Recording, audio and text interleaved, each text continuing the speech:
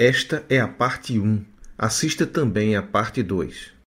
Tudo bem com você? Aqui tá tudo tranquilo, graças a Deus. Bastante chuva, tudo Chuva, bem. né? Você mora onde? Que cidade?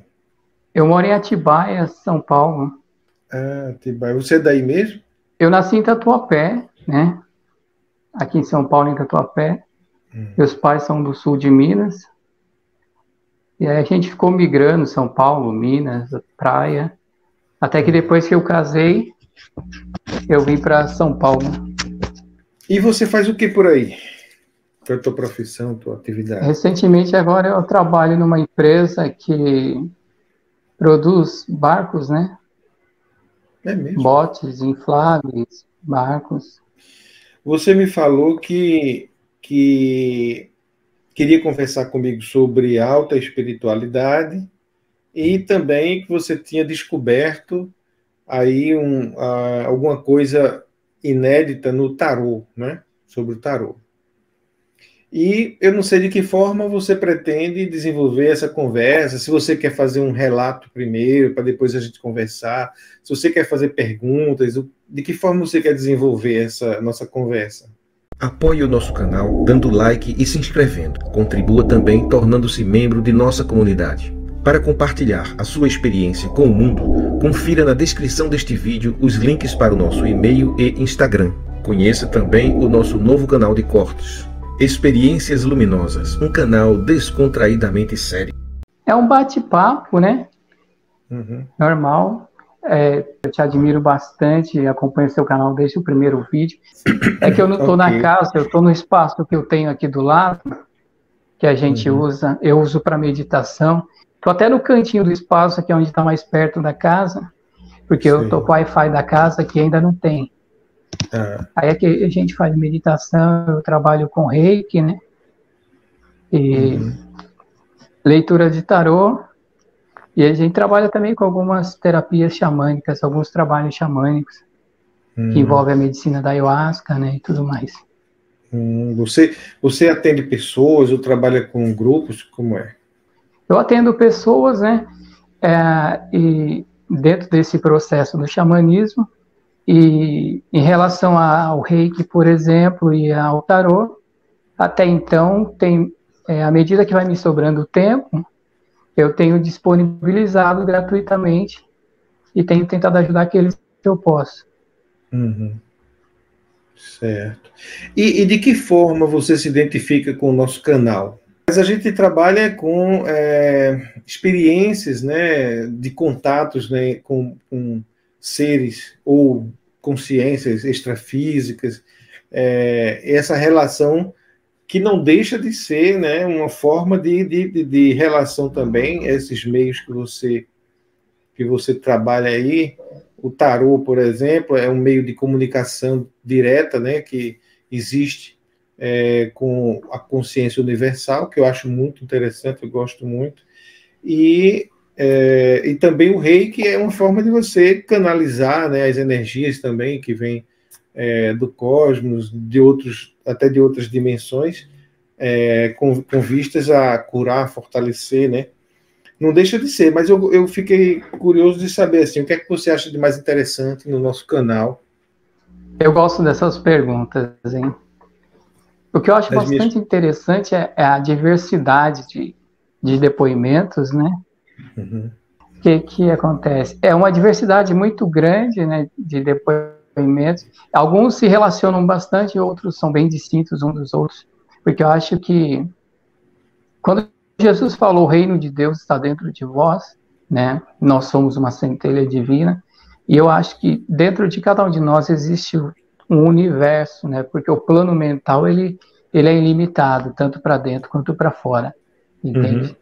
E eu acho que a jornada dessa alma conduz ela por caminhos que podem ser peculiares, e ela pode ter experiências peculiares também, mas nesse ramo onde o plano mental também cósmico está entrelaçado, né, essas experiências individuais que podem ser peculiares, ela pode interpenetrar outros campos mentais e compartilhar também a mesma experiência cósmica. Não, essa questão do entrelaçamento de consciências. Eu queria que você poderia explicar um pouquinho melhor? É que esse universo mental, ele, pelo menos segundo o meu entendimento, eu sempre ressalto que eu não carrego a verdade absoluta, muitas coisas me vêm por intuição, né? Talvez até por processos xamânicos das quais eu passei, e por processos através da própria meditação, né, propriamente dita. E o que ocorre?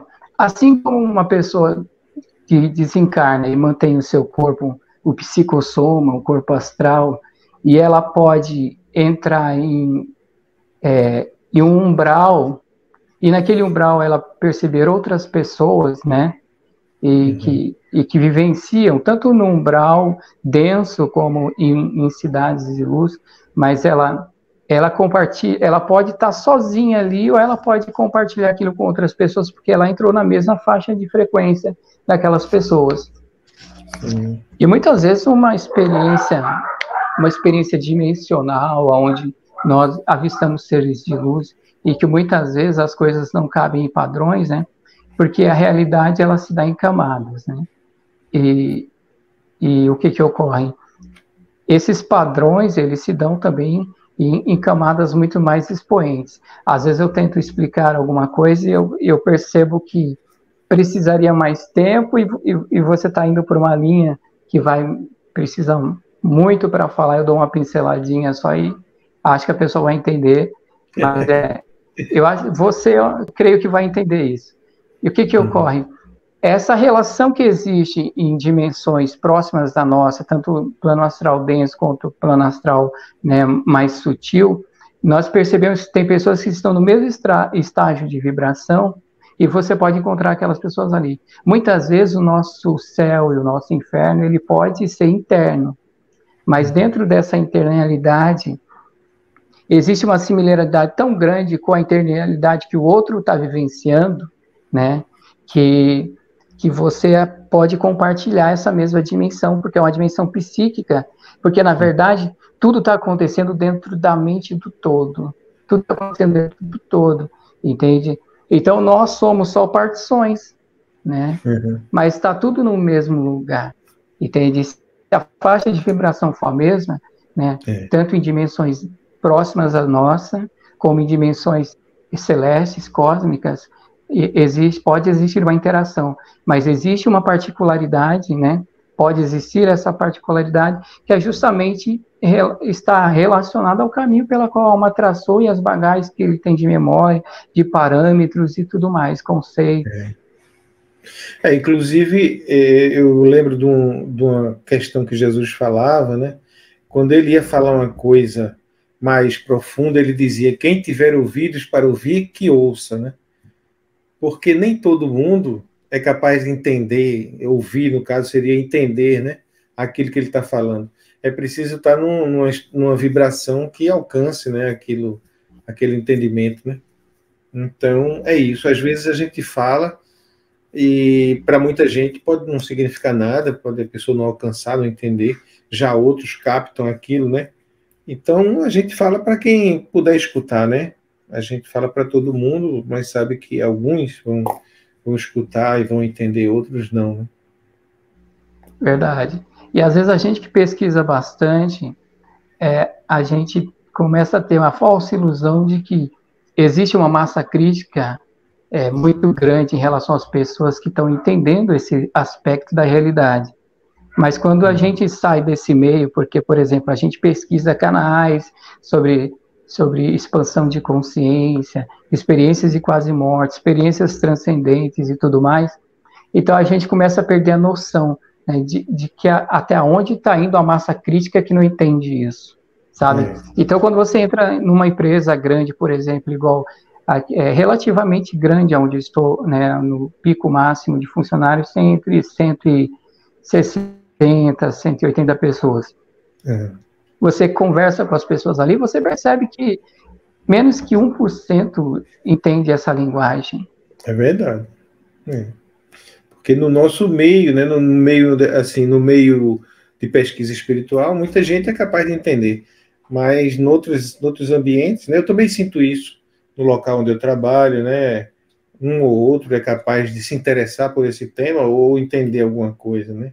Outros são apegados às suas crenças, né? Um é evangélico, outro é católico, outro é espírita, e aí quando qualquer coisa sai fora daquela doutrina que ele está acostumado, ele não, isso aí não acredito e tal, né? Aí fica naquela limitação. Para você encontrar uma pessoa de mente aberta, né? Que aceite essas conversas, né? Essas trocas de forma aberta, como você diz, né? Nada do que você diz é a verdade absoluta. E nada do que você escuta também. Mas a gente pode falar tudo, a gente pode escutar tudo, trocar ideias e assim aprender, né? Aprender coisas novas. Por isso que eu estou gostando de falar com você hoje, porque você trabalha com uma área que é pouco explorada aqui no nosso canal, que é essa questão dos oráculos, né? Do reiki, do xamanismo. Então, fique à vontade para você compartilhar com a gente aí o que você acha importante comunicar para as pessoas, para agregar aí no nosso leque aí de assuntos que a gente desenvolve no canal, né? Fique à vontade para trazer aí suas informações, seus relatos. Mais uma coisinha que eu gostaria de comentar da pergunta que você me fez também. Coisas que me chamam bastante atenção no canal. Eu acho interessante também quando as pessoas relatam questões relacionadas ao tempo, sabe? E essa relatividade do tempo. Né? Sim. E o que ocorre é que, às vezes, você ouve outros canais também, e as pessoas têm experiência de quase morte, relatam sobre o tempo. E uma coisa que eu acho interessante é que, muitas vezes, os físicos dizem que o tempo ele deu origem, né, é uma das 4 forças, a energia nuclear forte, a fraca, o eletromagnetismo e a gravidade, né, o tempo está imerso nisso aí. E eles dizem que tudo surgiu assim que o universo foi criado, entrou em expansão, e antes disso não existia o tempo. Às vezes eu percebo que até mesmo alguns físicos, quando falam mais informalmente, eles também se sentem, como eu posso dizer, incomodados quando eles dizem que o tempo surgiu aí, sabe? E é uma intuição, é uma percepção que eu tenho em relação a isso, e pode não ser verdade, mas a impressão que eu tenho é que o tempo ele é tão antigo quanto a eternidade, sabe? Existem formas diferentes de perceber o tempo, ele passa diferente, né, para cada indivíduo. Existe um coletivo de indivíduos, né, que compartilha de um tempo relativamente igual, mas mesmo assim ainda não é igual para todo mundo. Existem coisas criadas na natureza que têm uma percepção de tempo diferente, então o tempo para uma árvore que dura 300 anos não é o tempo para mim, que dura no máximo 70, 80 anos. Né? Então, essa noção de tempo, porque quando você olha, por exemplo, para algo que foi formado, o universo foi formado, e se não existisse tempo antes disso, não existiria o start, né?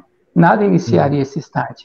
Né? A mecânica quântica diz que nós temos as microcordas e as membranas que atuavam, e de repente o encontro de 2 membranas cria toda essa expansão. Mas se você olha para o conceito de microcordas e membranas, você percebe que é o conceito de algo que oscila, né? E você tem dentro do parâmetro da oscilação picos e vales, né? Você tem todo o aspecto de algo que está atuando no tempo, entende? Né? Se alguma coisa oscilou, se alguma coisa vibrou, ela vibra em um período, né? Então antes da expansão do universo, você tem algo que está atuando. Né? O que existiu não existia como uma foto no tecido da realidade. Né? Ele existia ali e ele tinha movimento, ele atuava, e o movimento foi o suficiente até mesmo para expandir esse universo, talvez muitos outros. Né? E o conceito do tempo, eu acho que se aplicaria mais aí. Meu entendimento É o seguinte, é porque a confusão é justamente com os físicos. Porque o físico, ele vê o tempo na materialidade, né? Nesse universo aqui, concreto, material. E o tempo, o que é o tempo? Para mim, nesse universo aqui, é a transformação das coisas, né? Você veja, se minha mão começa daqui para cá, isso levou um tempo. Mas se não existisse mão fazendo esse movimento, não existiria tempo. Se não existisse eu falando, se não existisse eu envelhecendo, ou as coisas se transformando, os animais, o vento correndo, o sol, né, a terra fazendo seu movimento, o sol se pondo e nascendo de novo, aí não existiria tempo. Então, o tempo só passa a existir quando existe alguma coisa em transformação, em movimento. Tanto que se tudo parasse aqui, nada mais acontecesse, o tempo pararia. Porque o tempo é o movimento das coisas. É quando uma coisa está de uma forma e passa a ser de outra. Isso leva um tempo. Há muita gente que diz que o tempo está acelerando, a percepção do tempo está acelerando, mas na verdade não é o tempo, são as coisas que estão se transformando mais rápido. Então a gente tem uma percepção de como se o tempo tivesse o dia, a noite, o ano tivesse passando mais rápido, mas a gente sabe que não é, porque o relógio ele não acelera nem desacelera, ele está ali constantemente passando, o ano continua do mesmo tamanho, o dia do mesmo tamanho. Agora, a percepção do tempo é diferente, porque as coisas se transformam mais rápido. Então, antes de haver qualquer coisa, digamos, esse universo não existia coisa alguma. Certamente não existia transformação nenhuma e não existia tempo. Quando começa a primeira explosão, o tempo aqui, nessa nossa dimensão, passa a existir, porque aí começa o movimento das coisas. Só que a impressão que eu tenho é que esse universo não é o único, nem foi o primeiro, nem vai ser o último, né? É como se borbulhasse no espaço eterno universos o tempo todo, entende? Criando, desaparecendo, criando, desaparecendo. Esse que tem como ponto de referência o nosso é apenas um movimento. E aí os físicos acham o seguinte, né? Se o tempo só anda para frente, porque é impossível você resgatar uma coisa que já passou, um tempo que já passou. É impossível também você ir para frente no que não aconteceu ainda. Então, nesse universo aqui, realmente pode ser que você não consiga voltar no tempo nem avançar. Porém, tudo que acontece aqui, aí é que está a outra dimensão, né? No meu entendimento. Tudo que acontece aqui também fica registrado fora daqui, fica registrado numa dimensão extrafísica, né? E aí o tempo passa a ser plástico. Ele passa a ser assim, se você quer acessar alguma coisa que já aconteceu lá nesse outro plano, onde tudo fica registrado, você acessa. É como se tivesse um arquivo, você vai lá no arquivo, volta no tempo, avança no tempo, vai no futuro, volta, porque lá o tempo é plástico. É só um registro das coisas que aconteceram aqui, né? Aí a gente vai e vem. Aí, quando você tenta usar os conceitos daqui e os parâmetros daqui, lá no, digamos, onde acontece uma EQM, aí dá o conflito, porque lá o tempo, 3 minutos aqui pode ser 2 anos lá, 20 anos, um século, uma eternidade, né? E a pessoa então não fica sem entender, porque quer conciliar uma coisa com a outra e não dá. No meu entendimento é isso. Aí eu queria saber de você, o que é que você pensa, além do que você já falou, né? Se existem esses duas dimensões onde os tempos são diferentes. Eu acredito que ele é relativo, né? Nas dimensões, cada dimensão pode ter um tipo de tempo. Eu acho que ele é bem relativo, e às vezes ele é relativo também para seres que estão numa mesma dimensão. Dependendo até mesmo do meu nível de ansiedade, eu começo a perceber o tempo de forma diferente, e aí eu começo a não ter tempo para nada, entende? E isso influencia bastante, né, psicologicamente na nossa vida. Agora, uma coisa que é interessante também, por exemplo, igual como você falou, se não existe um ser consciente para conceituar o que é o próprio tempo e os fenômenos que acontecem no período na vida e na própria existência, então o tempo não existiria, sabe? Isso me faz lembrar um pouco de um momento de meditação, onde me veio uma percepção do que seria a própria energia. E até relaciono isso com uma coisa que o Wagner Borges disse, vamos ver se eu consigo linearizar essa ideia para passar para você. A energia, ela é um fractal. Cada energia, ela é um bloco, né, de informação, entende? Só que é uma informação que flui, né? Ela está livre à disposição para fluir e, de repente, a gente capta essa energia, canaliza ela de alguma forma e dá um propósito para ela, porque ela se entrega ao propósito de fluir na coisa e ser utilizada. Porém, tudo que existe é um tipo de consciência. Só que, às vezes, não é uma consciência igual a nossa, com um raciocínio que pensa, sabe? Mas é uma consciência que se deixa fluir. Um simples fractal é uma consciência. Então, ela percebe, ela não raciocina a coisa, como eu raciocinaria o tempo, mas ela percebe. Então, ainda existe algo atuando ali, sabe? Né? E, de repente, esse fractal, assim como uma rocha, por exemplo, são incontáveis átomos que estão agrupados ali, de repente cria uma consciência maior que a própria rocha. Essa rocha, ela percebe o tempo diferente do nosso, ela flui com esse propósito, porque a dimensão é um cenário, é esse teatro que a gente vivencia. Cada cenário, né, cada dimensão é um teatro que a gente vivencia, porque a consciência, o propósito da vida é simplesmente viver. Muitas pessoas ficam procurando o que é o propósito da vida, né? E é muito simples, o propósito da vida é simplesmente viver, é vencer a experiência, né? E aí a gente está nesse cenário onde uma parte da consciência faz o papel de árvore, outra parte da consciência faz o papel de rocha, entende? E aí uma parte, dentro dessa somatória, cria os nossos organismos físicos e a consciência em si passa a existir dentro do ser humano como um aglomerado de energia, mas é que o próprio todo seria a centelha divina que vitaliza tudo isso. O que acontece? Eu lembro que o Wagner Borges, ele chega a contar uma experiência onde, em projeção astral, ele é apresentado para um ser, e ele começa a conversar com esse ser, e esse ser questiona ele e fala para ele, você não compreende ainda, não raciocina isso que eu estou te passando, porque você pensa ainda. Por isso que as coisas são muito lentas, porque vocês ainda pensam.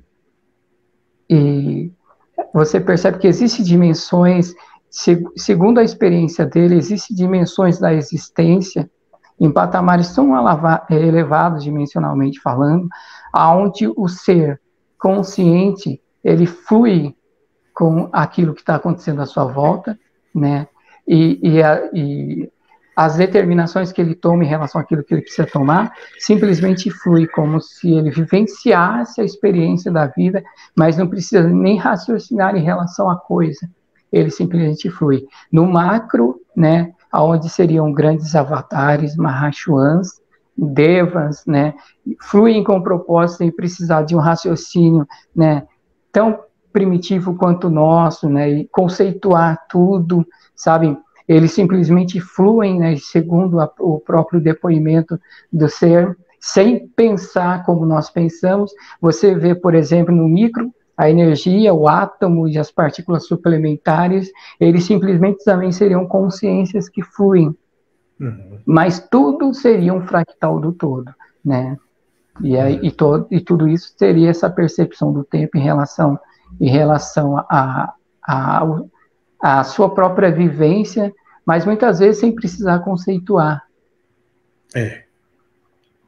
A nossa dificuldade muitas vezes é a gente tentar entender, raciocinar sobre tudo, né? E conceituar e pensar. Eu acho que essa forma de viver, deixar fluir, é muito intuitiva, né? Usar muito assim mais a intuição do que a razão, né? Você vai deixando as coisas acontecerem e vai agindo de acordo com aquilo. Por exemplo, a gente faz muito isso em algumas situações específicas, né? Se você vai se alimentar, por exemplo, você simplesmente vê aquele prato e começa a comer, até que acabe aquilo ali. Você não pensa, vou comer primeiro isso aqui, comer depois aquilo, vou partir assim. Não, se você está ali comendo, está fluindo. O sexo, por exemplo, né? Você está ali numa relação sexual, você não está pensando, vou fazer isso, fazer aquilo, vou agir assim. Você simplesmente deixa fluir, né? Às vezes nem percebe o que está acontecendo. Tem gente que numa relação assim começa a um beijinho, uma carícia, quando vê a coisa evolui, ninguém pensou sobre aquilo, porque agiu assim, intuitivamente, né, deixando fluir. Não sei se isso seria uma metáfora, né? Não seria exatamente isso, mas uma metáfora para viver de forma deixando fluir, deixando acontecer, né? Se entregar ao processo, é igual na meditação, né? Uhum. Você se acalma calmamente o coração, tenta limpar a mente e se entrega à meditação. E aí ela flui, né? No último caso, se a pessoa não consegue focar no próprio eu, aí ele dá um foco que não seja tão turbulento, porque a nossa mente ela é tão rápida, né? Então, se você der um foco, não conseguiu limpar a mente, você dá um foco prestando atenção na respiração, deixando ela fluir, né? E aí você, junto com isso, você flui também e se entrega ao processo.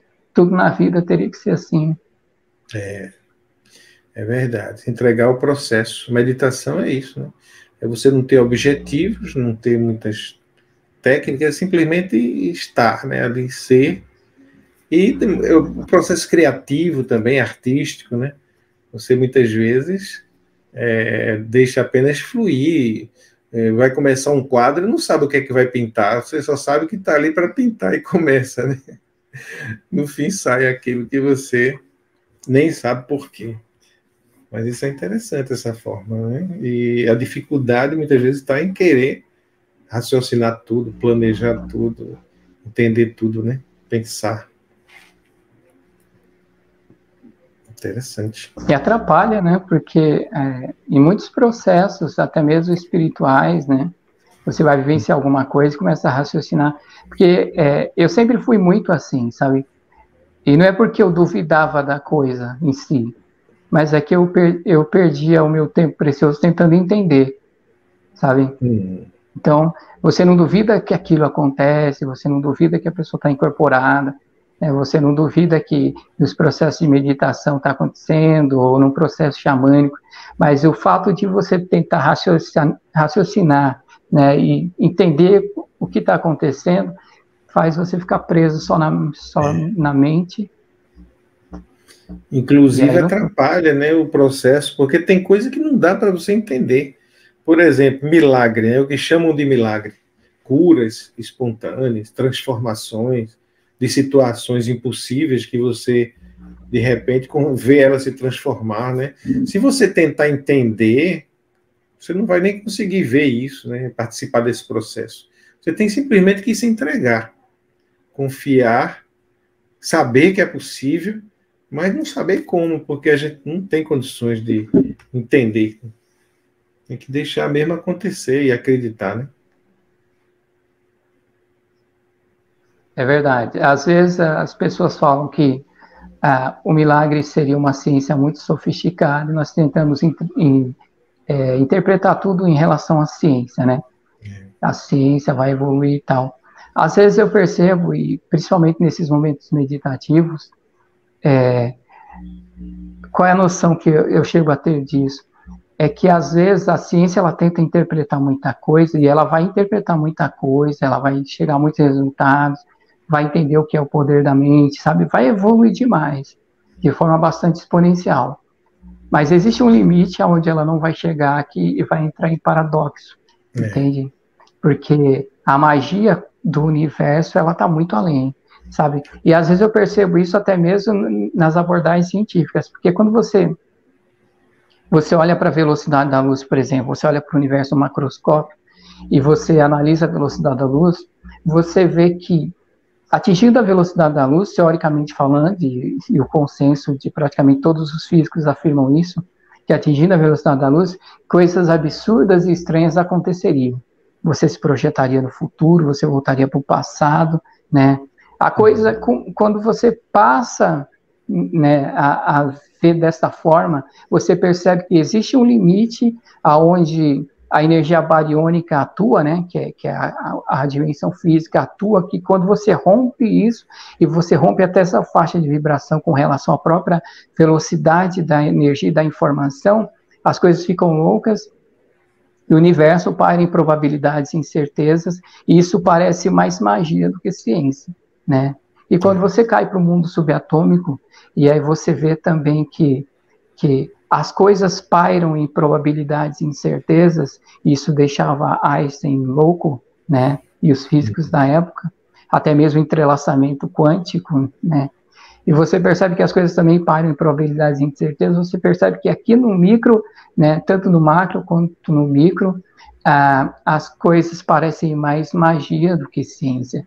É como se a terceira dimensão e a ciência que é utilizada para interpretar ela fossem a maior ilusão que a magia já criou. Uhum. É verdade, como você diz, a ciência interpreta coisas desse mundo, dessa dimensão, dessa materialidade, né? E quando ultrapassa isso, basta você ir para o mundo subatômico, as possibilidades já são outras, né? E quando você sai do mundo subatômico e vai para o mundo extrafísico, né? Que tem várias dimensões também, as possibilidades também se transformam e se tornam incompreensíveis para a ciência, né?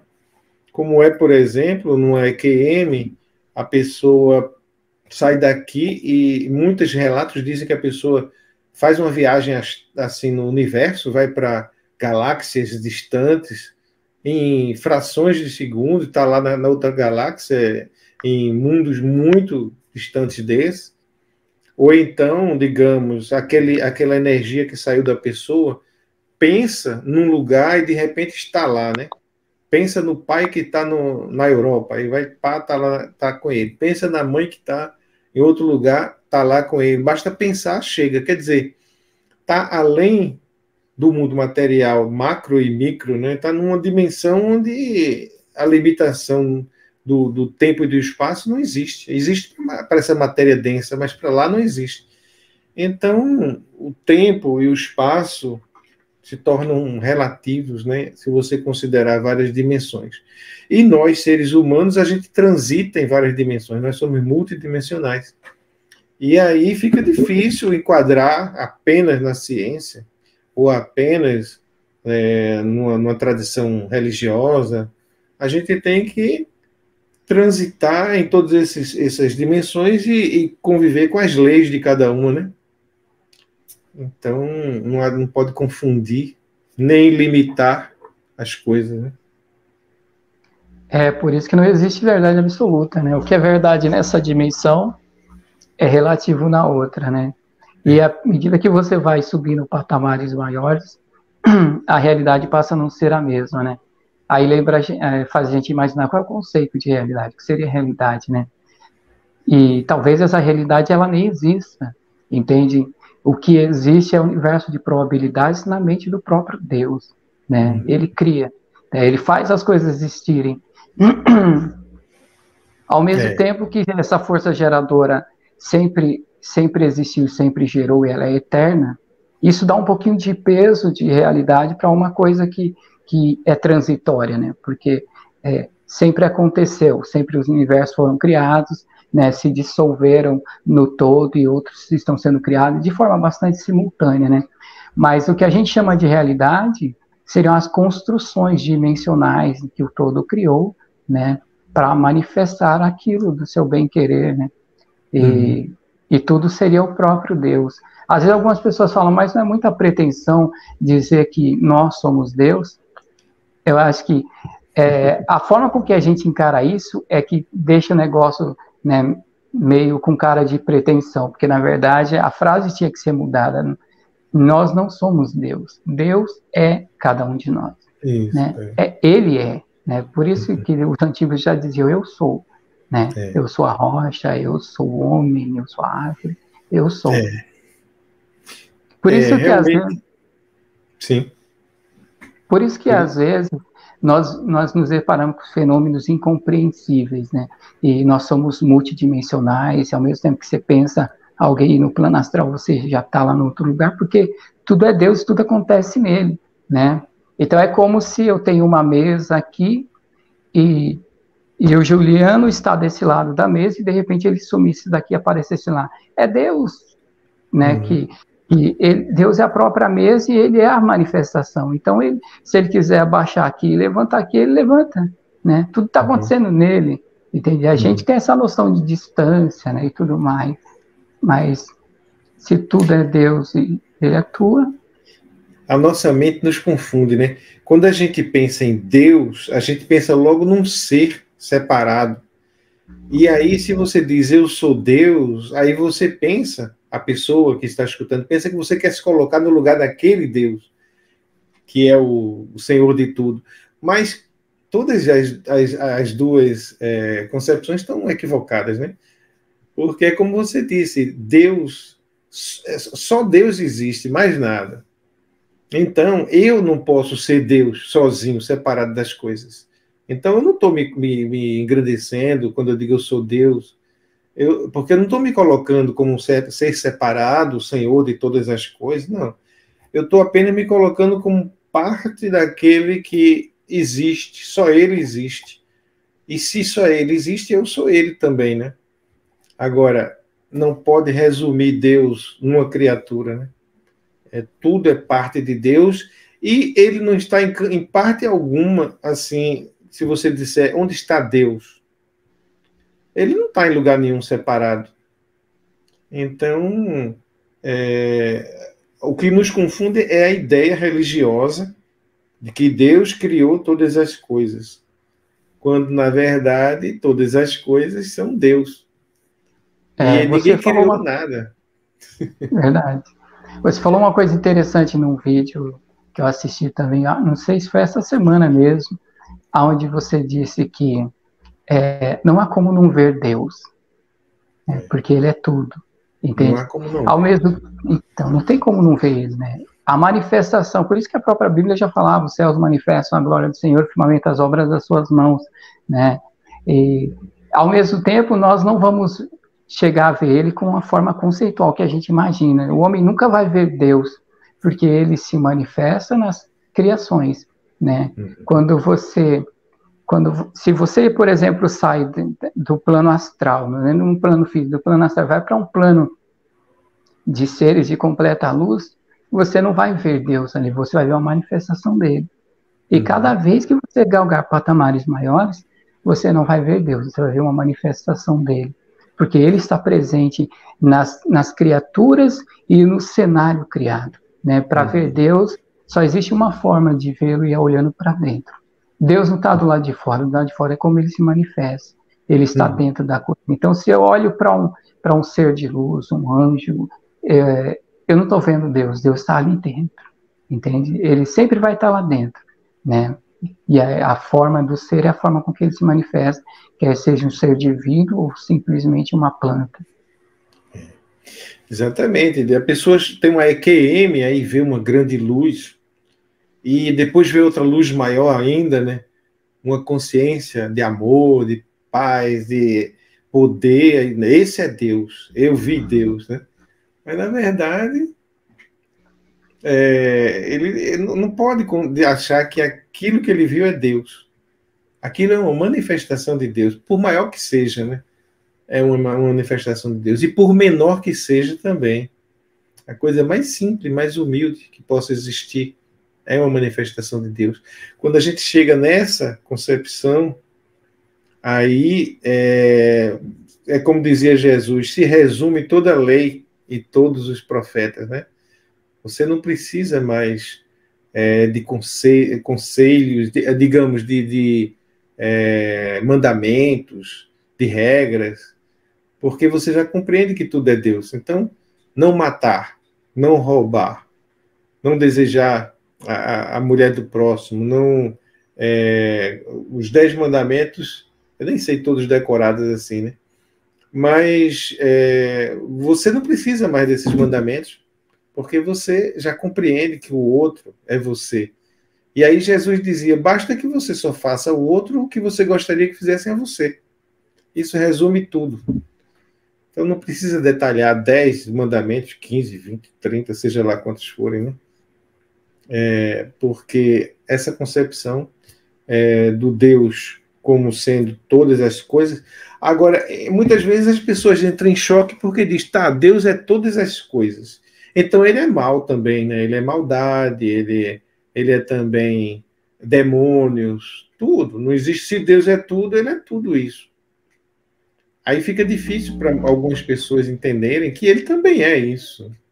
São aspectos de Deus que se manifestam em determinadas situações, né? Verdade. E a vibração que você se colocar, você vivencia, né, determinada experiência. Você fala bastante sobre as histórias da Índia, né?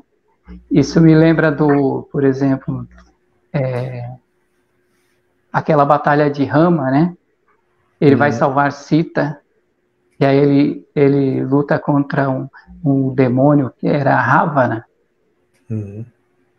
Eu acho interessante, Ravana sabe que ia perder a guerra, né? E ele deixa uma carta testamento. Você lembra dessa carta? No final, depois que ele morre, alguém leva a carta. Eu conheço pouca coisa sobre Rama, né? Sei, assim, que eu já li um livro, né, sobre a vida, né, a história de Rama, mas esses detalhes, assim, eu não sei, não conheço. Pode contar pra gente. O que eu acho legal é que depois de um grande confronto, a batalha épica, né, onde acontecem muitas coisas e é de uma simbologia tremenda cada uma delas, aí no final, quando Ravana perde e alguém leva a carta que ele tinha escrito antes do confronto, a carta, eu não vou conseguir sintetizar o que tinha na carta, ele tinha aprisionado a esposa de Rama, e não vai dar para sintetizar, mas eu vou tentar pôr nas minhas palavras. Na carta ele descreve assim, você é Deus, Rama, e não sabe. Né? Eu sei quem você é, mas você se manifestou e não se lembra. Agora, eu trouxe Sita para mim, para fazer você vir e entrar em confronto comigo. Porque de qual outra forma que eu faria para voltar de novo para si? Sabe? Para voltar para você, para o seu âmago, para o seu seio, para me fundir ao todo, ele estava querendo dizer. De qual outra forma? Nessa batalha, eu sucumbo e retorno para ti. Você é Deus e não sabe, entende? Então é mais ou menos essa síntese que ele faz e o autor escreve já há centenas de anos atrás. É uma ideia muito interessante do que é Deus, né, cada um de nós, e o patamar que Rama estava em relação como centelha divina, a dimensão que ele acessava como um ser de luz, ele é apenas uma representação fractal de tudo aquilo aqui, mas Ravana já havia percebido isso. Você falou agora na Índia, e quando eu olho para você, a sua aparência lembra um indiano, né? Por exemplo, aquele Yogananda, eu já li aquele livro, Autobiografia de um Yogi, você lembra um pouco Yogananda, cabelos grandes, negros, né? Pele morena, olhos pretos, lembra um pouquinho, a sua calma, a sua energia muito serena, né? Lembra um pouco. Gratidão. Eu acho que a sua vida de meditação e de também libertação, né, da mente traz essa energia que você apresenta aí de serenidade. Gratidão. E eu vim de igreja evangélica, acho que todos nós passamos por certas religiões, né? Eu comecei pela católica também. Então, eu gostava bastante dos cultos evangélicos. Quando eu era criança, gostava de abrir a Bíblia e tentar explicar lá na frente o que eu ouvia, né? Depois me tornei músico, o pessoal me chamava de pastorzinho, aí eu me tornei músico, aí saiu esse arquétipo de quem trazia a mensagem e começou a quem tocava. E aí a gente tocou muito tempo em igreja evangélica. Quando eu vim para o universo espiritualista, a coisa começou a mudar bastante, né? Porque geralmente essas pessoas mesmo na igreja, eles são meio revolucionários, não aceitam tudo, né? Pensam um pouquinho fora da caixa. Aí foi que eu fui encontrar todas as conexões que me faltavam, né? E aí eu perdi completamente o preconceito de todas as religiões, entende? De tudo. Pois é. Você canta ou toca? Ou faz as duas coisas? Cantar eu canto bem pouco, cara, sabe? Eu mais toco, né? Eu gosto de tocar. Eu tocava guitarra nas bandas, né? Toco um pouquinho de teclado também, contrabaixo, violão. A minha área mesmo era guitarra. E cantar eu canto mediano, né? Dá pra, se eu cantasse bem, eu acho que aí eu teria mais vontade de tirar tudo que eu visse pela frente, sabe? Porque eu não tenho dificuldade em tocar, né? O que eu ouço, eu toco, né? Conheço bastante de improviso, de guitarra e tudo mais. Mas se eu tivesse um timbre de voz bom, aí me animaria um pouco. Pois é, eu acho muito interessante a música. Aqui em casa tem um... E no mundo xamânico a gente canta mais músicas de rezo. Músicas de rezo, né?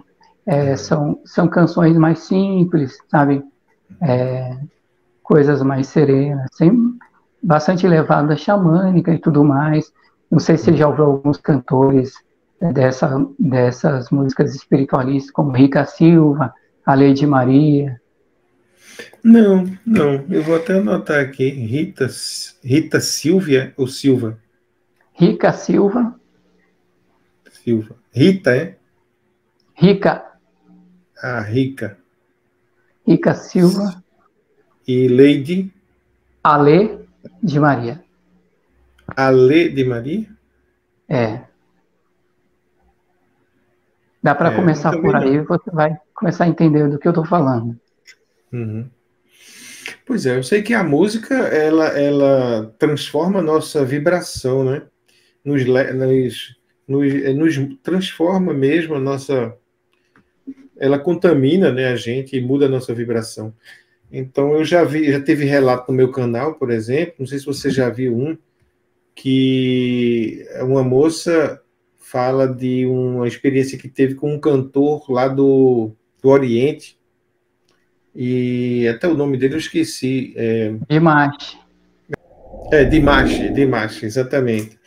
É interessante a história dela, porque ela diz assim: eu comecei a escutar as músicas de Dimash como se ele estivesse cantando dentro da minha cabeça, né?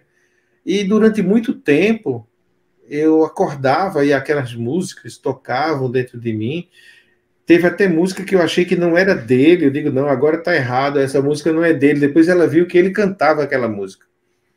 Depois de um bom período de ela escutando as músicas dele, aconteceu uma experiência com ele, né, noutra dimensão. É como se ela tivesse entrelaçado com a outra dimensão, onde ela encontrou ele e trocou informações e tal. E aí eu entendi que aquele período todo que ela passou escutando as músicas foi um período em que ela precisou entrar numa vibração necessária para poder acessar aquela dimensão. E essas músicas não aconteceram à toa. Inclusive, quando aconteceu essa entrelaçamento aí das dimensões, ela ainda estava um pouco fora da energia de lá, e ele segurou na mão dela para ela entrar naquela vibração e se acalmar, para poder haver uma comunicação, né? Então, eu percebi a partir daí que a música, comecei a conectar com outras coisas, né? Que uma música, por exemplo, para meditação, ele leva para uma vibração, né, coerente, né, com aquela necessidade que tem ali na meditação.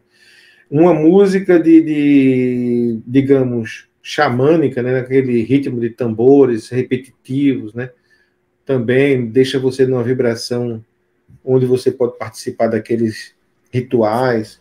Então a música ela tem esse poder de penetrar, na nossa dimensão energética e mudar nossa vibração e nos preparar para determinadas experiências ou nos afastar dessas experiências se a música for para um outro lado, né? Interessante isso. A arte, de modo geral, faz isso com a gente, né? Tem música demais que eu ouço, que eu percebo que se você se entrega ao processo, aquilo é de despertar a Kundalini, sabe? Né? É incrível, incrível. E essa experiência que ela teve de ir para outra dimensão, né, e ser amparada por ele ali, é mais ou menos assim que eu percebo, sabe? Porque é o poder da fractalidade, né? Então, a teosofia fala que Deus seria 137, essência, tribo e manifestação, exceto por evolução. E aí esse exceto por evolução é exponencial, né? E chega ao ponto de se tornar seres cósmicos e vai se fractalizando.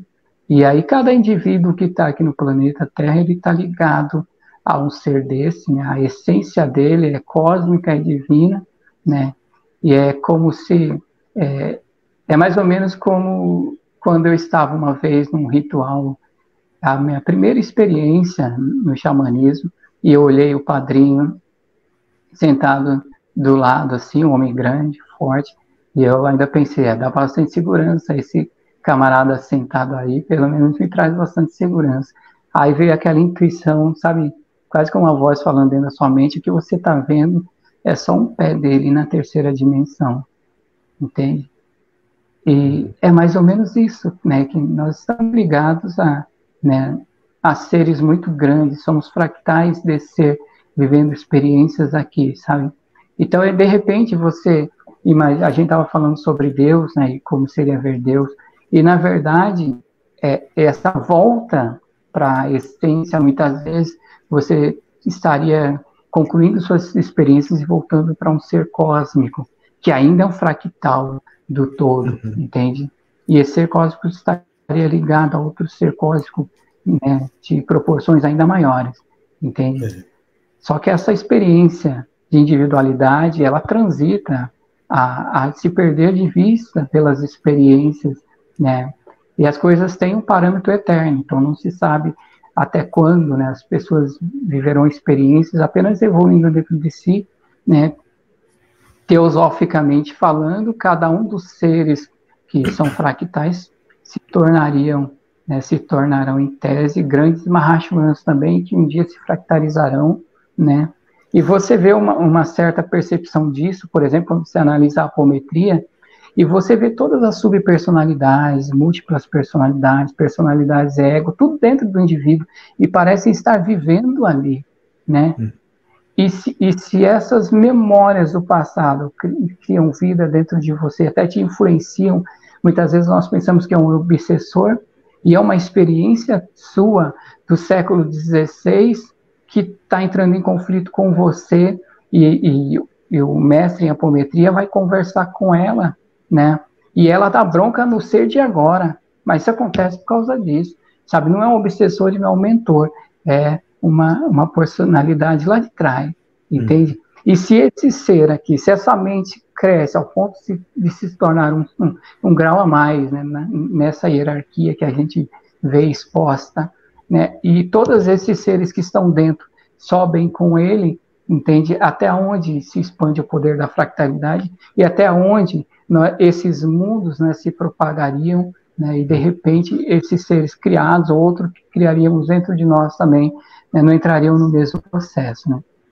Exato. Mas nessa ideia de voltar ao todo, eu acho que se um dia nós chegássemos a um limite muito alto de fusão com o fractal que nos alimenta, seria como se, por exemplo, abandonasse o ego por completo, ao ponto de perder a noção de quem você é e se lembrar de quem realmente aquele outro fractal é, sabe? Seria ele se lembrando de quem ele é, já não é mais o Juliano que está entrando ali, é ele se lembrando de quem ele é, sabe?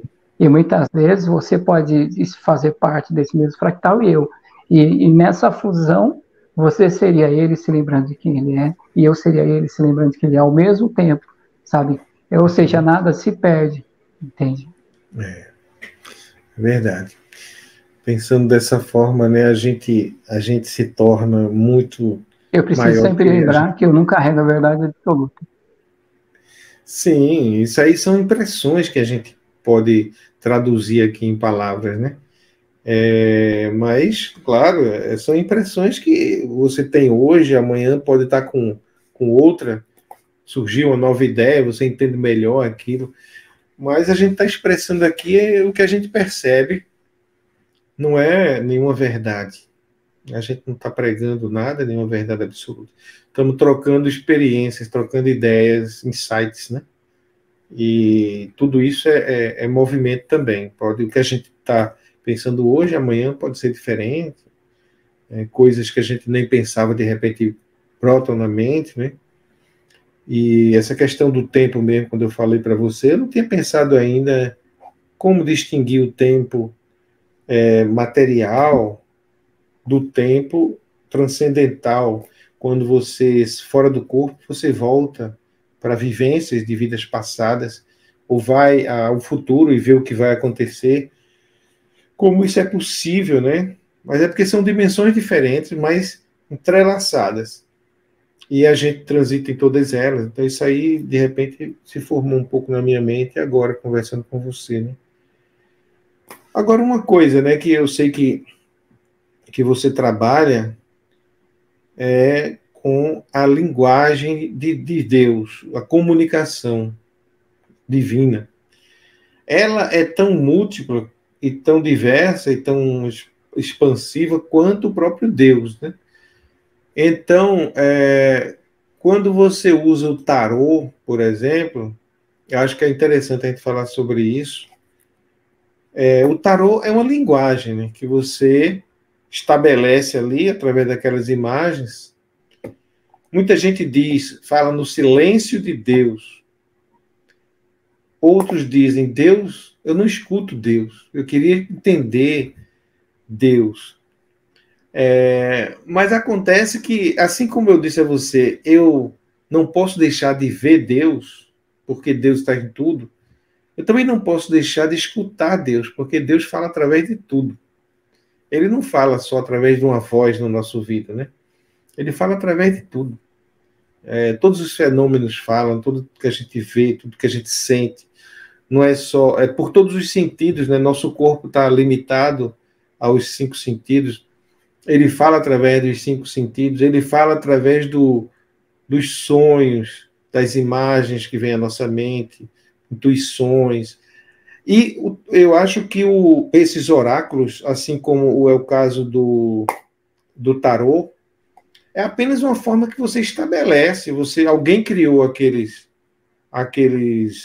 cartas, e essas cartas é uma possibilidade de comunicação com Deus, né? Se aparecer tal carta, quer dizer tal coisa. Se aparecer tal outra carta, quer dizer tal coisa. Quando você estabelece isso, Deus fala através daquelas cartas.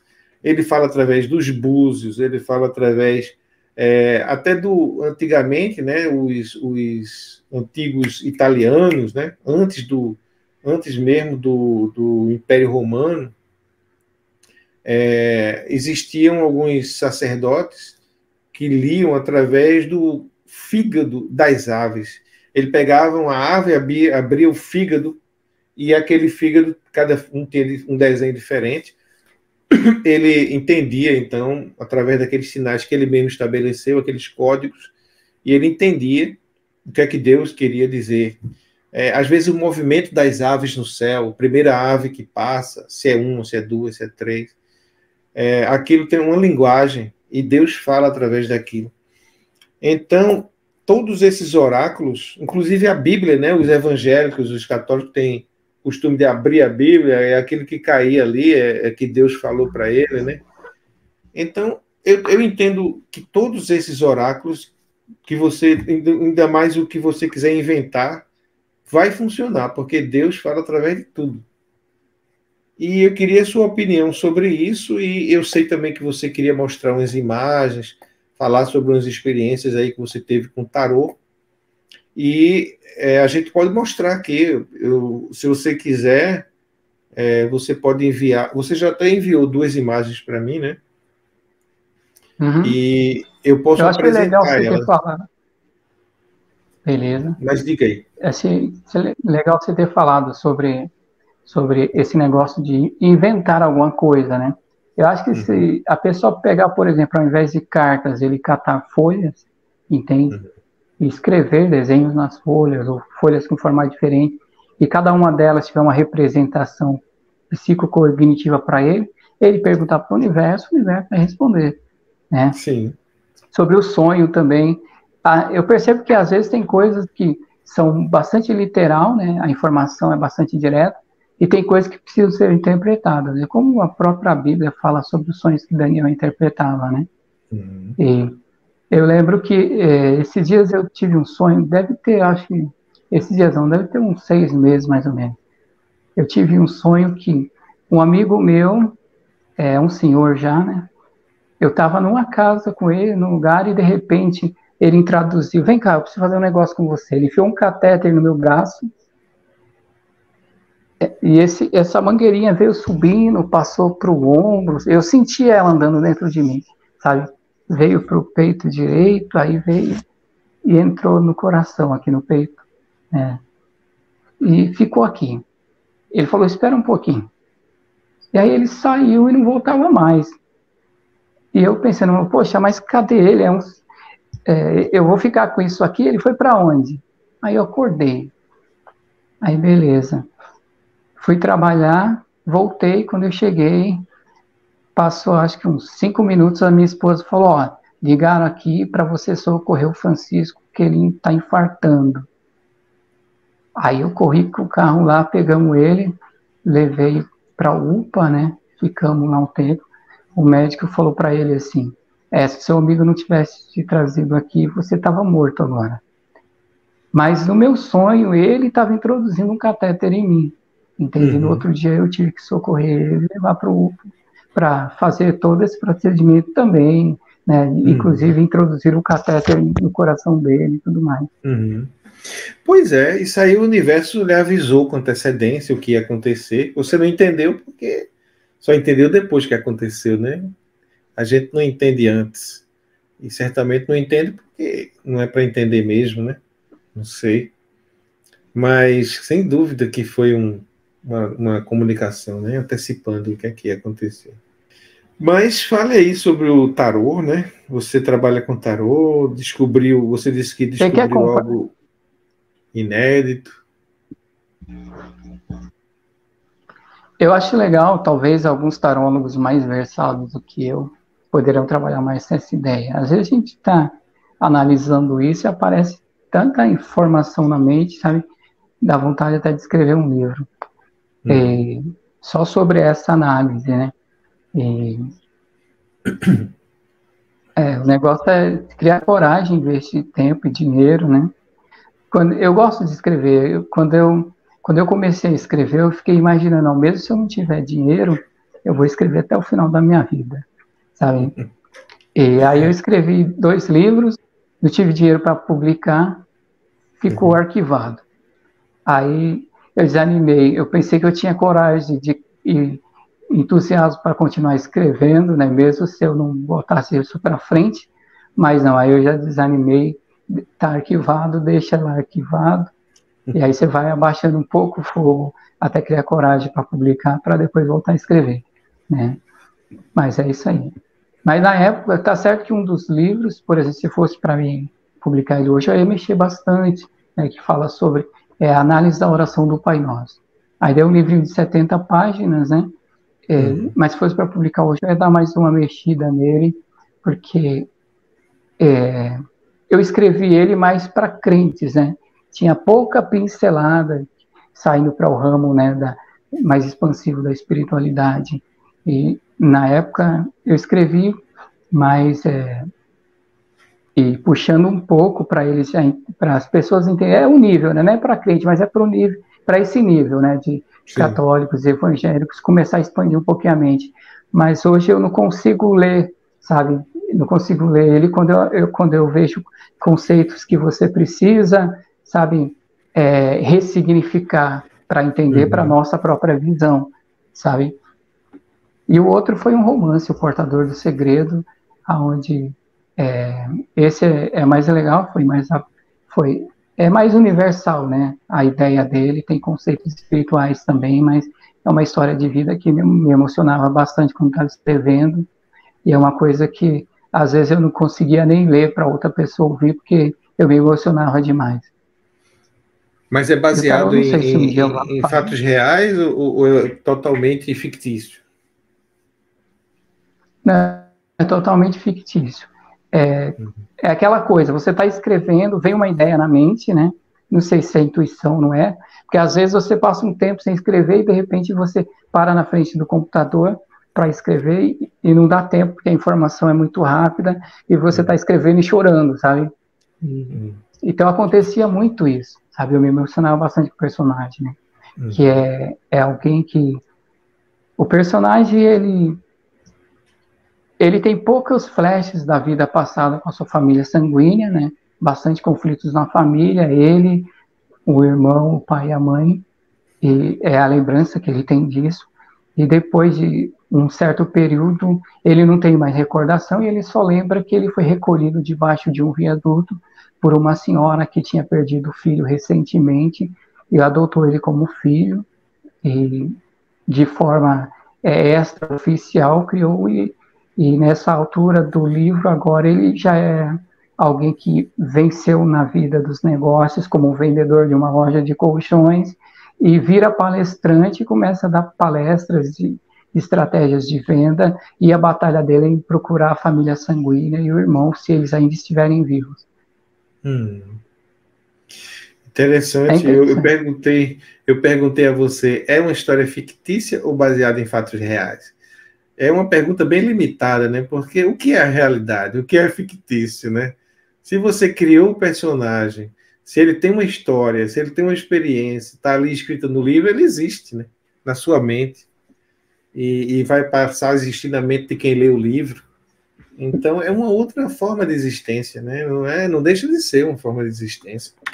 E as pessoas vão aprender alguma coisa com a história dele, ele passa a interagir nesse mundo.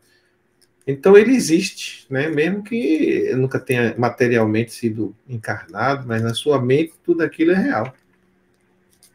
Tanto que você se emociona com ele. É verdade. Então, o que a gente imagina não quer dizer que não exista. Existe na nossa imaginação. Verdade. E nós estamos na mente do todo, né? Então isso e nós somos uma partição na mente dele, então isso está acontecendo dentro da mente dele também, né? É interessante, porque, tipo assim, uma analogia que eu gosto de fazer, né? O que seria a realidade? Às vezes você olha um médium clarividente e ele vê alguma coisa acontecendo no plano espiritual, ele vê um espírito, ele vê uma fada, um gnomo, e não, aquilo é real porque ele é clarividente, ele está vendo. Mas o louco viu uma fada, viu um duende, sabe? Isso é real, entende? O que acontece? Mas se tudo é Deus, entende? Deus é o próprio louco, né? E Deus é a própria energia que dá vida ao cérebro e à mente, percebe?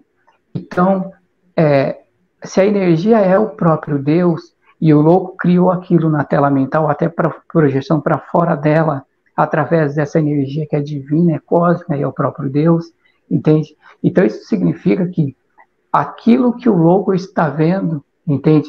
O louco olhando para um gnomo, aquele gnomo é o próprio Deus olhando para o louco de volta, percebe? Porque tudo é ele. O louco não criou uma ilusão do nada, ele usou energia, ele usou a própria fonte geradora, entende? E a fonte geradora e cada fractal de energia é o próprio Deus, entende? Então é Deus olhando para o louco. Sabe-se lá por quê? O louco tem que vivenciar essa experiência, entende? E Deus fala com ele, trata com ele, ele vivencia essa experiência através da própria loucura. Para ele é real. pode não significar nada para a gente, pode não servir para você, mas serve para ele de alguma forma, né? Como você disse, sabe-se lá por quê, ele tem que viver aquela experiência, né? Então, tudo é real e tudo é ilusão ao mesmo tempo, porque o que é real para mim pode ser loucura para outros, né? O que é loucura para uns pode ser real para outros. Então, a gente não deve julgar, né, as coisas como real ou irreal, porque quando a gente faz isso, a gente está se baseando em uma determinada realidade, que a gente chama de realidade, para comparar com a outra. Mas tudo é ilusão e tudo é real. Depende do ponto de vista. Né? Pronto. Fique à vontade, então. Você vai me dizendo o que é para mostrar que eu vou enfocando aqui. Uhum. A princípio, o que acontece? As pessoas, quando elas vão falar sobre os arcanos maiores, trazer um curso sobre ele, porque os arcanos maiores, ele conta uma coisa que as pessoas chamam de a jornada do herói. Esta é a parte 1. Assista também a parte 2.